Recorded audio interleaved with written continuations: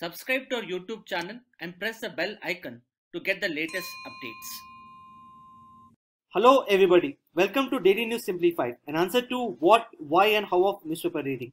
Today we shall be analyzing the Hindu newspaper dated 3rd of October 2020 of the New Delhi edition. The topics to be discussed today has been presented on your screen. Timestamping for the same has been provided in the description box below. Let us begin our today's discussion. Now this particular article appears on page number 10. This article is multidisciplinary in nature and hence it becomes important with respect to multiple subjects such as environment and biodiversity, polity and governance, Indian economy and so on. Now this particular article basically highlights that a division bench of the Jammu Kashmir High Court has asked the J&K administration to regulate the extraction of minor minerals. It has also asked the J&K administration to set up an expert committee to understand or ascertain the extent of the environmental degradation that has taken place on account of the extraction of the minor minerals in the Union Territory of Jammu and Kashmir. Now the reason as to why we have picked up this particular article from the today's newspaper is because both in prelims as well as mains 2019, a related question with respect to the extraction of the minerals has already been asked.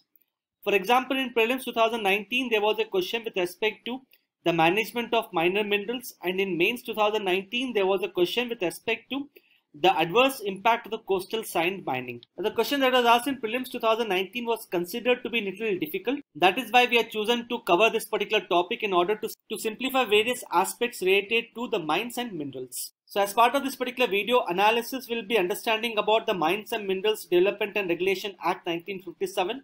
On the basis of this particular information, we would be able to solve this question that was asked in prelims 2019. Apart from that, this topic which we are going to discuss is also important because in the year 2019, the government of India had come up with the National Mineral Policy, which becomes quite important from the perspective of both prelims as well as mains. Now, before you go through the analysis of this particular topic, I would suggest you to take this particular quiz and try to find out the answers. Firstly, coming to Mines and Minerals Development and Regulation Act 1957. Let us first look into its background. See, entry 54 of the Union List provides that the central government will have the responsibility of regulation of mines and minerals. However, this is subjected to law which is made by the Indian Parliament. Similarly, entry 23 of the State List also provides that even the state governments can also regulate mines as well as mineral development. But once again, this is subjected to the provisions of the Union law. So looking at these two entries, we can basically come at two conclusions. Conclusion number one here is the responsibility of regulation of mines and mineral development lies with both center as well as states. As far as the responsibility of the state government is concerned, that will be laid down by the center through a law made by the Indian Parliament. It is behind this particular backdrop we have the Mines and Minerals Development and Regulation Act 1957 that seeks to lay down the roles and responsibilities of the center and states with respect to regulations of mines and mineral development. Under this particular act, the minerals as such are categorized into two types, that is the major minerals and the minor minerals. See, the major minerals are actually the minerals that are listed under the first schedule of this particular act. Some of the major minerals here are coal, lignite, atomic minerals, metallic and non-metallic minerals such as iron ore, bauxite, gold, precious stones, copper, lead, zinc, etc. The responsibility to lay down the rules, regulations and policies related to these major minerals lies with the central government. Similarly, this particular act also lays down the list of the minor minerals as well. Some of the minor minerals here include the building stones, gravel, ordinary clay, ordinary sand and any other mineral which the central government can notify through a notification. Now if you have a look at the Indian Minerals Yearbook 2019 that is published by the Indian Bureau of Mines, according to this particular book, we have almost around 30 minor minerals, which means that for these 30 minor minerals, the responsibility to lay down rules, regulations, etc. lies with the state government. Some of these minor minerals, as you can see in this particular list, include calcite, chalk, china clay, quartz, quartzite, sand, shale, silica sand, slate, etc. Apart from that, the state governments have also been empowered to make rules related to the prevention of illegal mining of all the minerals. So please do note that the state government can make rules related to the prevention of illegal mining of not only the minor minerals, but they can also make rules related to the prevention of the illegal mining of the major minerals as well. With respect to payment of royalty, the state governments are considered to be the owners of the minerals located within their respective state boundaries, whereas the center is considered to be the owner of the minerals underlying the ocean within the territorial waters up to the exclusive economic zone. So if you look at the payment of royalty for the major minerals, see, we discussed that for the major minerals, the central government will lay down the rules, regulations and policies. At the same time, the major minerals which are lying within a particular state, the ownership of those major minerals will lie with the state government. So what happens in this particular case is, the royalty will be fixed by the center, but this royalty will be collected by the respective state government. This is so because the respective state government would have the ownership over the major minerals lying within the respective state boundaries. Now, for example, let's say the state of Karnataka has iron ore mines. Now, the iron ore is considered to be a major mineral for which the central government is required to lay down rules, regulations, etc., including the rules related to the payment of royalty. But this iron ore mine, which is located in the state of Karnataka, belongs to the government of Karnataka, and accordingly, the government of Karnataka would be collecting the royalty from this particular iron ore mine. As far as the minerals which are considered to be underlying the ocean within the territorial waters, for all such minerals, the royalty would be fixed by the center and it will also be collected by the central government. As far as the minor minerals is concerned, the royalty would be fixed as well as collected by the respective state governments. Coming to some of the salient features, first and foremost, e-auctions have been made mandatory for the grant of the mining leases under this particular act. Earlier, the government used to follow the first come, first serve basis, but this has been done away with, and now we are awarding the mining blocks to the competitive bidding. Nextly, we have established the District Mineral Foundation under this particular act in order to undertake welfare-related activities of the mining affected areas or the people. Under this particular act, all the mining lease holders, they are required to contribute certain percentage of their royalty towards the District Mineral Foundation, which then is used for undertaking development related activities in the mining affected areas. Now, coming to National Mineral Policy 2019, this particular policy has introduced some important changes with respect to prospecting and exploration of the minerals. The most important change is with respect to the introduction of the right of first refusal at the time of auction. See, whenever the mining block is allocated to a private sector entity, it is allocated for a particular lease period. So when the lease period gets expired, the mining block is then put for an auction. So whichever private sector entity emerges as the highest bidder, that private sector entity then would get this particular existing mine block. Under the right of first refusal, which has been introduced under the new policy, let's say a particular company ABC has been allocated with a mine block for a lease period of 30 years. So upon the expiry of the 30 years, this particular mining block would be put for auction. And let's say in this particular auction, the highest bidder emerges as a company XYZ. Now, through the right of first refusal at the time of auction, in this particular case, this particular company ABC can choose an option to pay an amount which is equivalent to the highest bid amount and continue with the lease period beyond the mandated 30 years.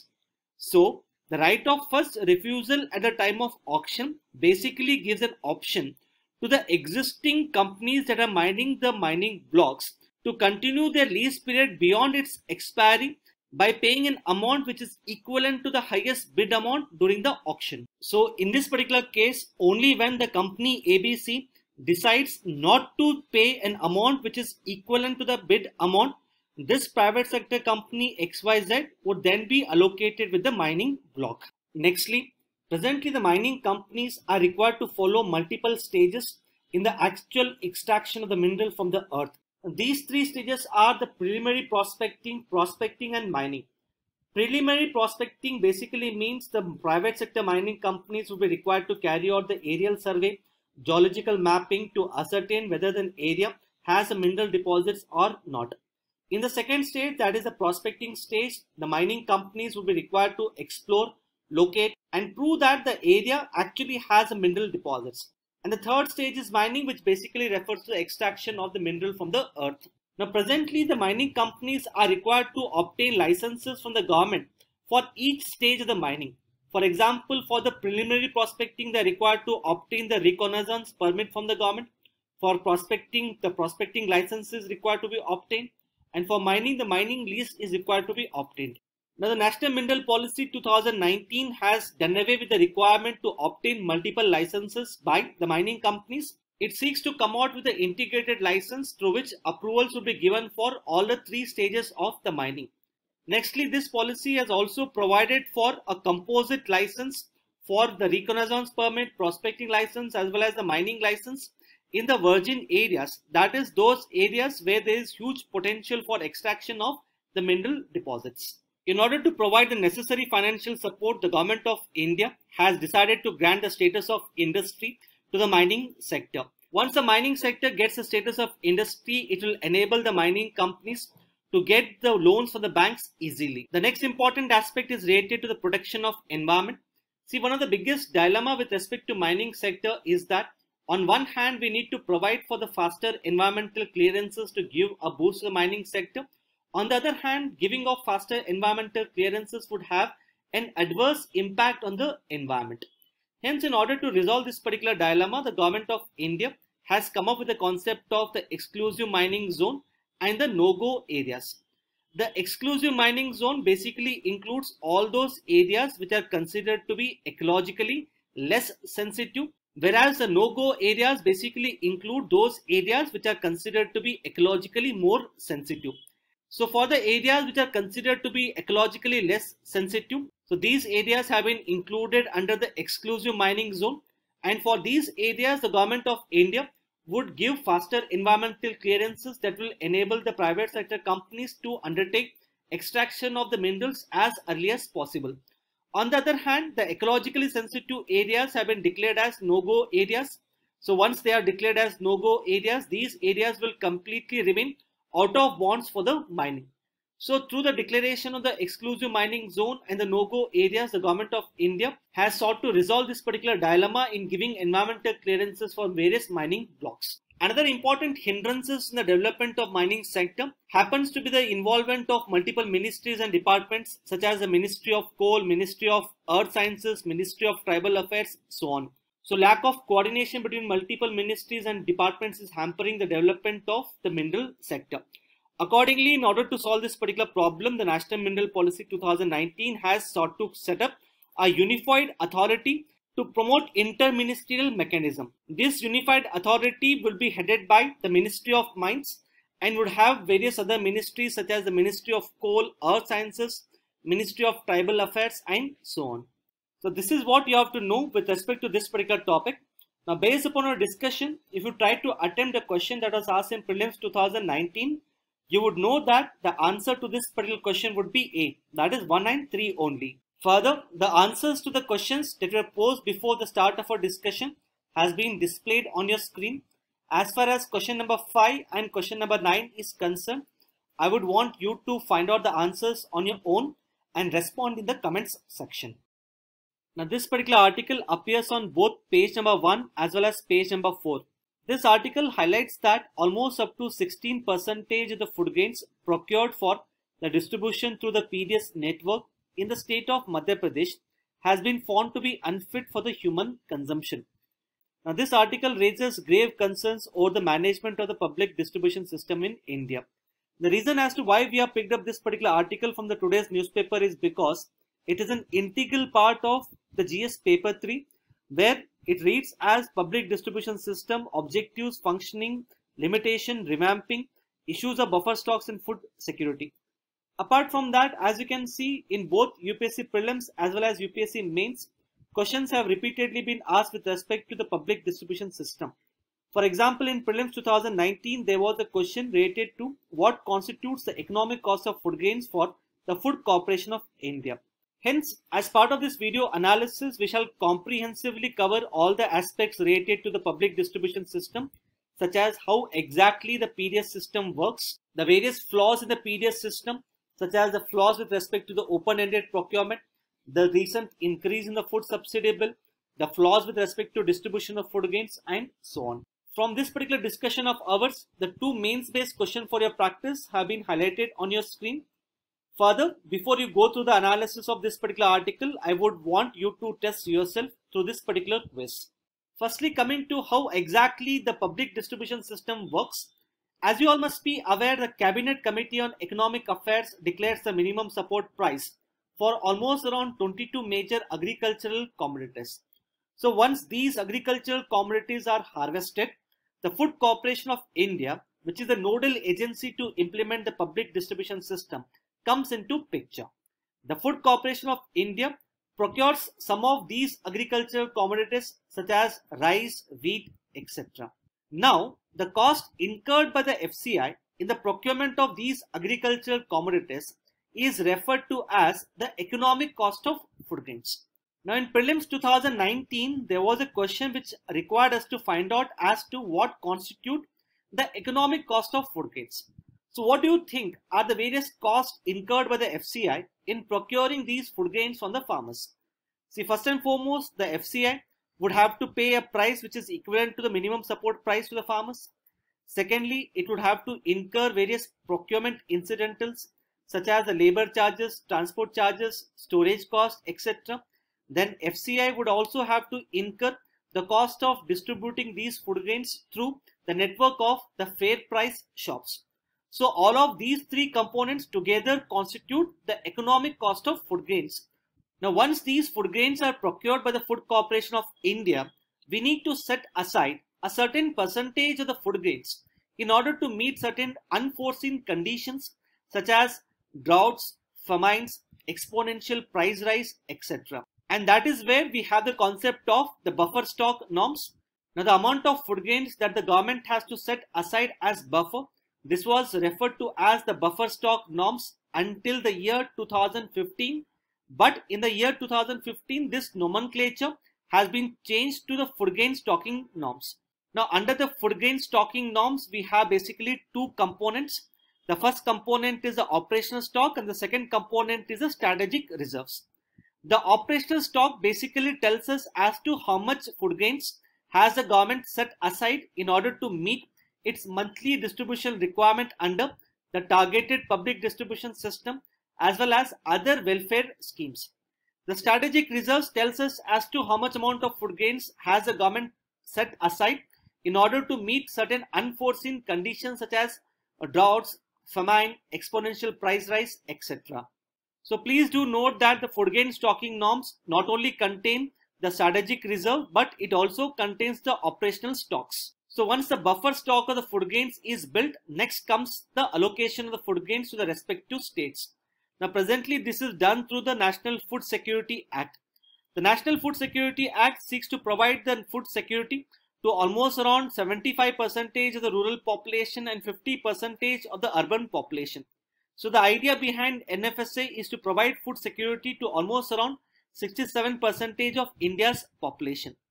Under National Food Security Act, rice is distributed at Rs 3 per kg, wheat at Rs 2 per kg and Nutri cereals at Rs 1 per kg. The households under the National Food Security Act are categorized into two categories, that is the priority households and the Antyodaya Anna Yojana. The priority households are given 5 kg of food grains per person per month, whereas the Antyodaya Anna Yojana, they are given 35 kg of food grains per household per month. Now we have a related concept of the central issue price. Now central issue price is basically the price at which the center allocates the food grains to the states. The central issue price is similar to the price at which the food grains are distributed to the network of the ration shops. For example, for rice it is Rs 3 per kg, for wheat it is Rs 2 per kg and so on. However, the central issue price is not denominated in terms of kg, but rather it is denominated in terms of quintal. So the central issue price for rice would be Rs 300 per quintal, for wheat it will be Rs 200 per quintal.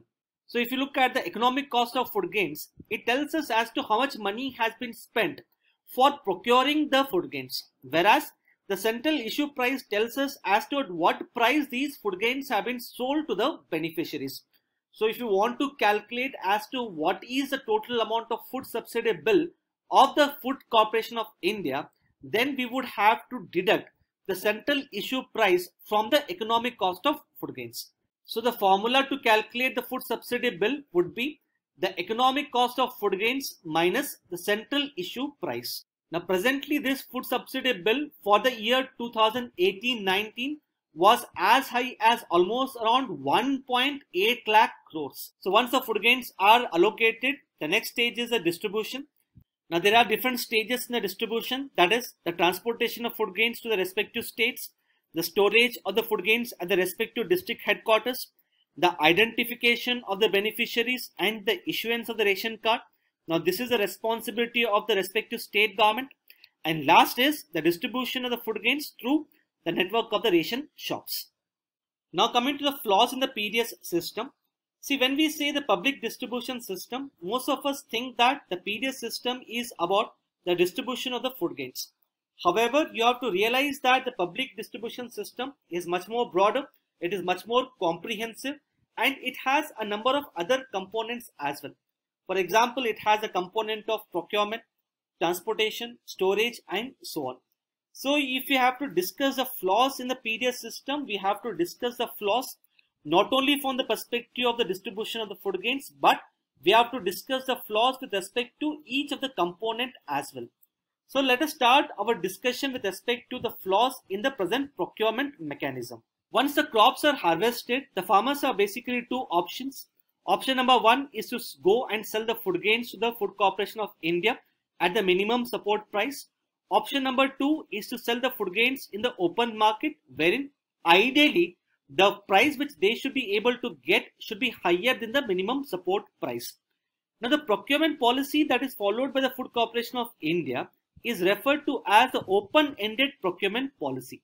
This is so because the Food Corporation of India does not lay down any quantitative limit as to how much amount of food grains would it procure in a single year. Now for example, every year the Food Corporation of India requires almost around 55 million tons of rice and wheat, which is required to be distributed through the network of the PDS system. However, in spite of this, the Food Corporation of India does not lay down a quantitative limit on the procurement of rice and wheat. So, if a particular farmer wants to sell his food grains to the Food Corporation of India, then the Food Corporation of India has to mandatorily procure the food grains from the farmer, in spite of the fact that it has already procured the food grain that is necessary for the distribution through the network of the PDS system. Now, because of such an open-ended procurement policy, in spite of the fact that the FCI requires only around 55 million tons of food grains, the FCI is procuring much higher amount of food grains, which is as high as around 80 million tons of food grains. So just imagine as to what would happen if the Food Corporation of India ends up procuring more amount of food grains than what is actually needed to be distributed through the PDS system. First and foremost, here the FCI would end up procuring the food grains which is much higher than the buffer stock requirements. Secondly, the Food Corporation of India, its economic cost of food grains would increase on account of the increase in the payment to the farmers in terms of the minimum support price, increase in terms of labor charges, transportation charges, storage costs, etc. Higher procurement of food grains by the Food Corporation of India would lead to the artificial scarcity of the food grains in the market. So it is estimated that the total amount of loss which is incurred by the Food Corporation of India on an annual basis on account of the open-ended procurement policy is as high as around 50,000 crores. This open-ended procurement policy is not only affecting us economically, but it is also affecting the Indian agriculture.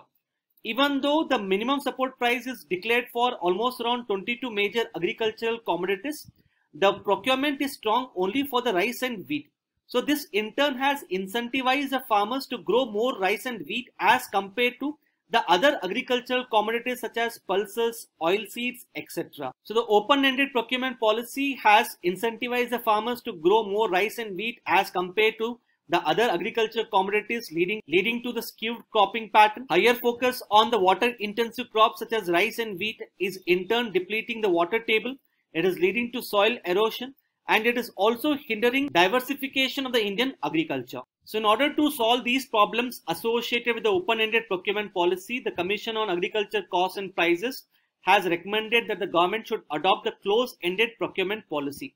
Under the close-ended procurement policy, the Food Corporation of India would set a quantitative restriction as to how much amount of food grains would it procure on an annual basis. So beyond the limit, the Food Corporation of India would no longer procure the agricultural commodities from the farmers. But the adoption of the close-ended procurement policy would mean that some of the farmers may be forced to sell the food grains in the market at a price which is below the minimum support price. So how do you address the problems of such farmers? In order to address the problems of such farmers, the CACP has recommended for the direct benefits transfer. Now, for example, let's say the minimum support price for the rice is around rupees 100, but the farmer as such has been forced to sell it in the open market at say rupees 80. So here the farmer has incurred a loss of rupees 20. So this rupees 20 should have to be compensated by the government of India through the transfer of the direct benefits transfer. So through the adoption of the close-ended procurement policy, first and foremost, we are ensuring that whatever food grains the Food Corporation of India requires to distribute to the PDS system, that is procured. And secondly, we are also ensuring that the farmers are not going for the distress sale, and even if they go for the distress sale, they are duly compensated through the direct benefits transfer. Apart from that, we need to fast track the implementation of the Pradhan Mantri Annadata Sanrakshan Abhiyan, which seeks to provide for the fair and remunerative prices to the farmers on the procurement of pulses as well as oil seeds. Coming to the next component of the transportation, once the food grains are procured by the Food Corporation of India, these food grains are then transported through the trucks to the various state headquarters. Now, when these food grains are transported through the trucks, usually these trucks get diverted towards the market, leading to huge amount of diversion of the food grains. Now, according to the Shanta Kumar Committee on the FCI reforms, almost around 46% of the food grains do not reach their intended beneficiaries. So in order to solve this particular problem, the Nandan Nilekani Committee on the PDS reforms has recommended that there is a need to adopt the end-to-end computerization of the PDS system. Apart from that, some of the states such as Karnataka, Chhattisgarh, etc. have adopted the technologically enabled solutions in order to prevent the diversion of the food grains. For example, the state government of Chhattisgarh had adopted the GPS enabled tracking of the trucks. So through the GPS enabled tracking, the government of Chhattisgarh is ensuring that the trucks do not get diverted towards the open market and they reach their intended destinations. Nextly, coming to the storage, the annual production of food grains in the Indian market has increased to almost around 280 million tons. However, if you look at the total storage capacity that is available with the Food Corporation of India as well as various other state agencies, this is hardly around 75 million tons. So this clearly shows that there is huge shortage of the storage capacity. Apart from that, we have not given due amount of emphasis on the scientific storage. So both these problems are in turn leading to huge amount of wastages in the food commodities that are procured by the Food Corporation of India. One of the biggest hindrances for the development of the storage capacity in India was the Essential Commodities Act 1955. Under the Essential Commodities Act, the government could declare any agricultural commodity as essential commodity, and on such agricultural commodities, the government can lay down restrictions with respect to what quantity of such agricultural commodities could be stored. Now, such kind of quantitative restrictions on the storage of agricultural commodities had in turn deterred the private sector entities from investing in godowns as well as cold chain infrastructure. However, as you all must be aware, recently the government of India has done amendments to the Essential Commodities Act, wherein the government has stated that the agricultural commodities would be brought under the Essential Commodities Act only under certain exceptional conditions. So going forward, we need to effectively implement this amendment to the Essential Commodities Act to enhance the storage capacity. Apart from that, as part of the Atmanirbhar Bharat package, the government has unveiled the Agricultural Infrastructure Fund in order to improve the post-harvest management infrastructure such as godowns, cold chain infrastructure, etc. So we need to effectively implement this particular scheme as well. With respect to distribution of the food grains, one of the biggest problem is with respect to the inclusion and exclusion errors. Inclusion error means those people whose name should not be in the PDS list, those names are included. Exclusion error means those people whose name should be included in the PDS list, those names are not included. Then we do not give choice to the people either in terms of the food grains which they would want to buy from the PDS or from which PDS they would want to buy. Now, for example, under the National Food Security Act, compulsorily people are required to buy either rice or wheat. Similarly, the migrant workers do not have an option to buy the food grains from the ration shop which is located in the other state. So how do you address this particular problem? This could be addressed through end-to-end computerization of the PDS system, linking the ration card with the Aadhaar card, implementation of the One Nation, One Ration card, and direct benefits transfer for the food subsidy. Now coming to the last dimension of the increase in the food subsidy bill, as stated before, the food subsidy bill is calculated as the difference between the economic cost of food grains and the central issue price.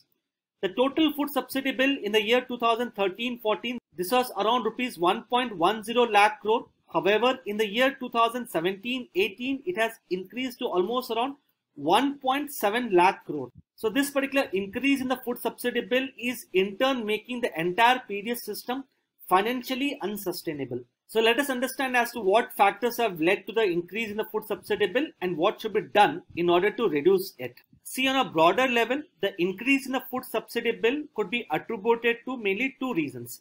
First one is increase in the economic cost of food grains, and the second one is decrease in the central issue price.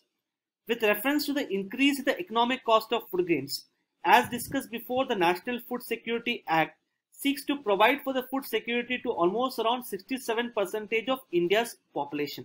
So the increase in the coverage of beneficiaries means that the economic cost of food grains has also increased.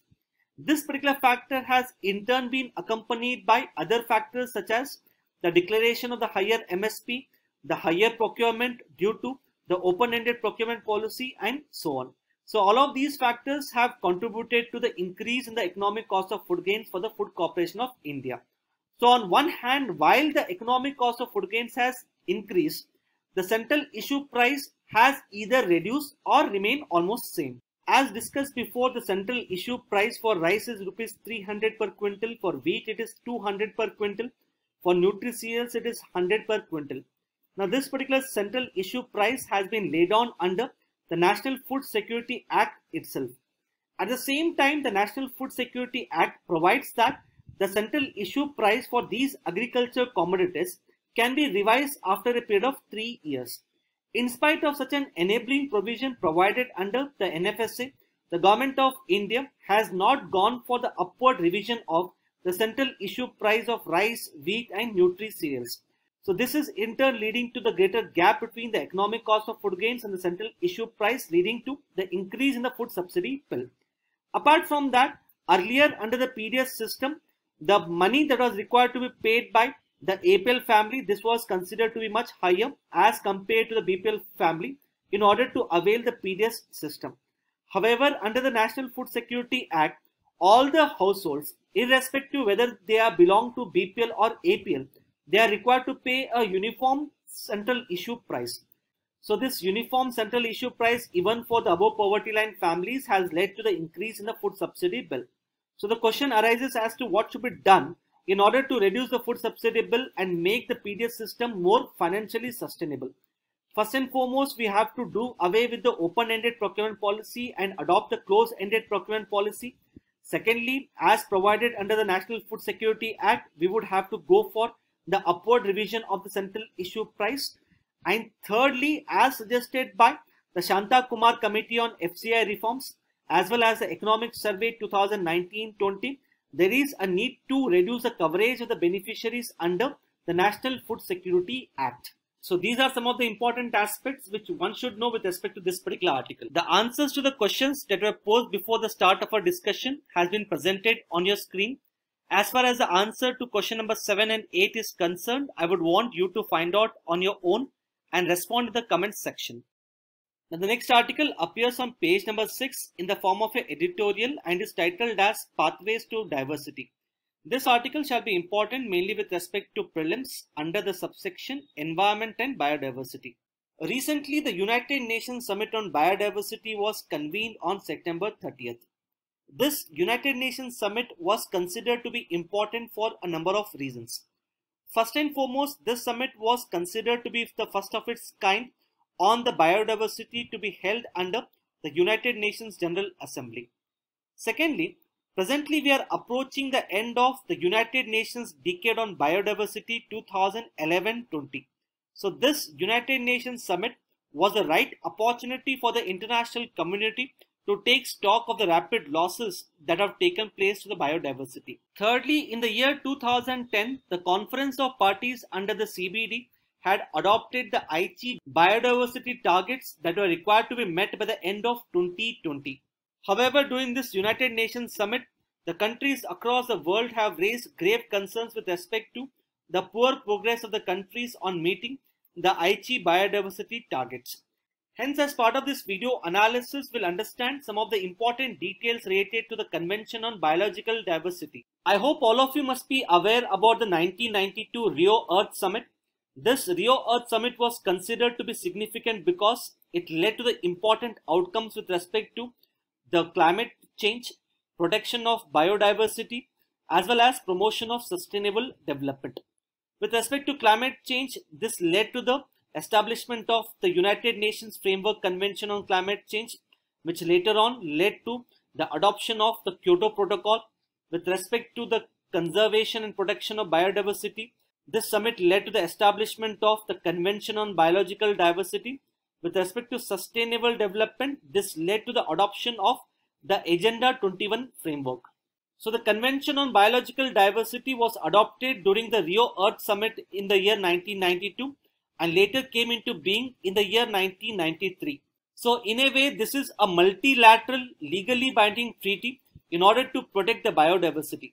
It has basically threefold objectives of conserving the biological diversity, sustainable use of the components of biological diversity, and fair and equitable sharing of benefits which arises from the utilization of the biological diversity. Presently, as per the website of the Convention on the Biological Diversity, we have 196 parties to the convention, which shows that it has got near universal acceptance as well as a membership of all the countries.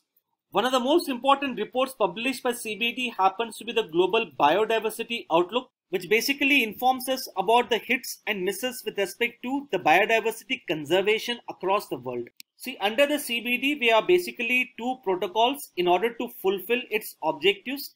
The first protocol is the Cartagena Protocol and the second protocol is the Nagoya Protocol. See, the rapid advancements in the field of science and technology has enabled us to come out with the living modified organisms for our benefit. For example, in the field of agriculture, modern biotechnology has enabled us to introduce the genetically modified crops such as BT cotton, BT brinjal, etc. So through the introduction of such genetically modified crops, we have been able to enhance the overall yield of the agricultural land. However, at the same time, we must be aware of the fact that the introduction of these living modified organisms can have an adverse impact on the local biodiversity. Hence, in order to ensure that the living modified organisms do not have an adverse impact on the local biodiversity, we have the Cartagena Protocol on Biosafety. So this is a supplementary agreement to the Convention on Biological Diversity. This was adopted in the year 2000 and finally entered into force in the year 2003. So it basically ensures safe handling, transport and use of the living modified organisms. Under this particular protocol, if a particular country is exporting a living modified organism to another country, such an exporting country is required to inform the importing country in advance about the living modified organism. So such kind of advance informed agreement would enable the importing country to take necessary precautions while handling the living modified organism. Apart from that, this particular protocol also establishes a biosafety clearinghouse in order to facilitate exchange of information on the living modified organisms and also to help the countries in the implementation of the Cartagena Protocol. Just as how the Cartagena Protocol is a supplementary agreement to the CBD, we have the Kuala Lumpur Supplementary Protocol, which is a supplementary agreement to the Cartagena Protocol. So while Cartagena Protocol is a supplementary agreement to CBD, Kuala Lumpur Supplementary Protocol is a supplementary agreement to the Cartagena Protocol. This particular protocol comes into being whenever any kind of damage is caused due to the transboundary movement of the living modified organisms. So this protocol basically lays down rules and regulations on the liabilities and the redressal of the damages caused due to the living modified organisms. Then the second protocol under the CBD happens to be the Nagoya Protocol. Now the Nagoya Protocol basically provides for a transparent legal framework for the effective implementation of the third objective of CBD. The third objective of CBD happens to be the fair and equitable sharing of benefits arising from the utilization of the genetic resources. Hence, in order to give effect to this third objective, we have Nagoya Protocol. Please do note that the Nagoya Protocol not only covers the genetic resources covered under CBD, but it also covers the traditional knowledge. So this essentially means that whatever benefits are accrued through the harnessing of the traditional knowledge, that benefit should be equitably shared with all the stakeholders. In the year 2010, the 10th Conference of Parties to the Convention on Biological Diversity held a meeting at a place known as Nagoya in Japan. During this particular conference, the member countries realized that whatever steps they have taken so far in order to reduce the loss to the biodiversity is not enough. Accordingly, they came up with ambitious but achievable Aichi biodiversity targets to be met between the years 2010 to 2020. So under the Aichi biodiversity targets, we have totally 20 targets, and these 20 targets are divided into 5 sections. The 20 Aichi targets are as displayed on your screen, and these 5 sections are addressing the underlying causes of the biodiversity loss by mainstreaming biodiversity across the government and the society, reducing the direct pressure on biodiversity and promoting the sustainable use, to improve the status of biodiversity by safeguarding the ecosystem, enhancing the benefit to all from the biodiversity and ecosystem services, enhancing the implementation through the participatory planning, knowledge management, and so on. The editorial highlights that according to the Global Biodiversity Outlook report published by CBD, none of these 20 Aichi biodiversity targets are met. It also highlights that many countries across the world have not given due emphasis to conservation and protection of biodiversity. Instead, countries across the world have focused on promoting their financial prosperity at the cost of environmental degradation. As highlighted before, the Aichi biodiversity targets are set to lapse in the year 2020. Accordingly, the Convention on Biological Diversity is presently working on the post-2020 biodiversity framework in order to ensure conservation and protection of biodiversity across the world. The COVID-19 pandemic has made us realize as to how the environmental degradation and biodiversity loss can lead to the transmission of pathogens from the animals to the human beings. Accordingly, countries across the world need to be ambitious as well as serious with respect to combating the growing threat of the loss of biodiversity, and accordingly come up with the post-2020 biodiversity framework as early as possible. On page number 9, we have an article that is titled as Laws Protected Women and Children. The year 2020 marks the 25th anniversary of the adoption of the Beijing Declaration and the Platform for Action. In this regard, the Union Minister for Women and Child Development, Smriti Irani, addressed the United Nations General Assembly and highlighted India's achievements with respect to gender equality. As far as prelims is concerned, one should know basic details about the Beijing Declaration and the Platform for Action. The United Nations organized 4 world conferences on women in order to promote equality, development, and peace for all the women across the world. These 4 world conferences were Mexico in the year 1975, followed by Copenhagen in 1980, Nairobi in 1985, Beijing in the year 1995. The United Nations World Conference of Women, which was held in Beijing in the year 1995, was considered to be historic mainly for 2 reasons. First and foremost, this conference marked the 50th anniversary of the establishment of the United Nations. Secondly, during this particular conference, the countries across the world adopted the Beijing Declaration, the Platform for Action, in order to promote gender equality. So in a way, the Beijing Declaration and the platform for action can be considered as a global policy document in order to promote gender equality. So through the adoption of such a global policy document, it is sought to address various challenges and concerns that have been hindering the gender equality across the world.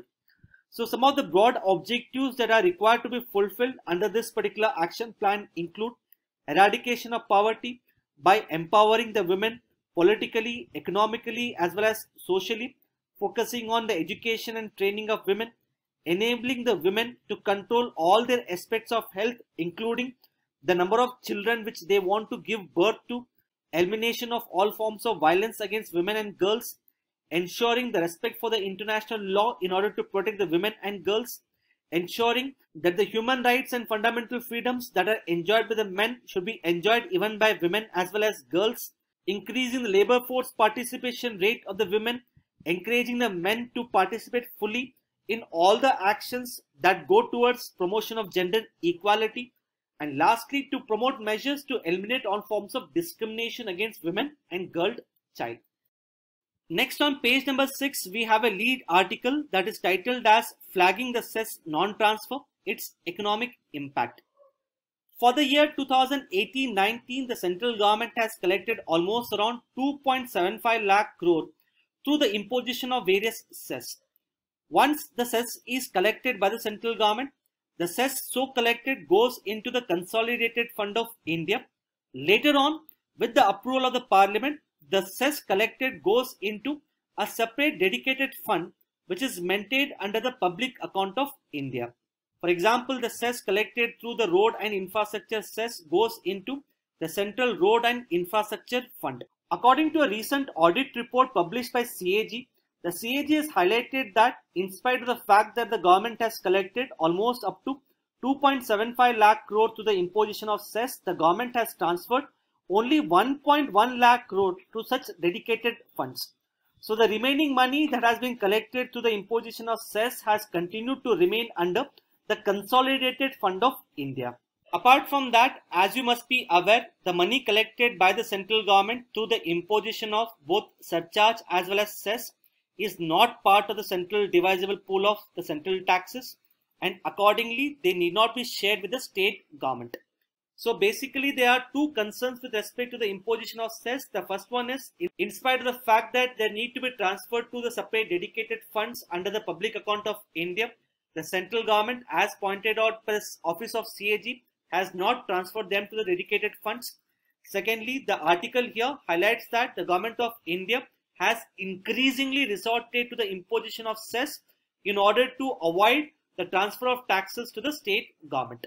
So the two aspects highlighted in the article have been covered in our DNS dated 24th of September 2020 as well as 5th of August 2020. So since these two aspects of the article has already been covered, we shall not be covering this aspect once again. I hope you will be able to read this article on your own. In case you need any kind of clarification, then you can go through these two DNS videos. With this, we have come to end of today's discussion. Now let us have a look at the question for the day.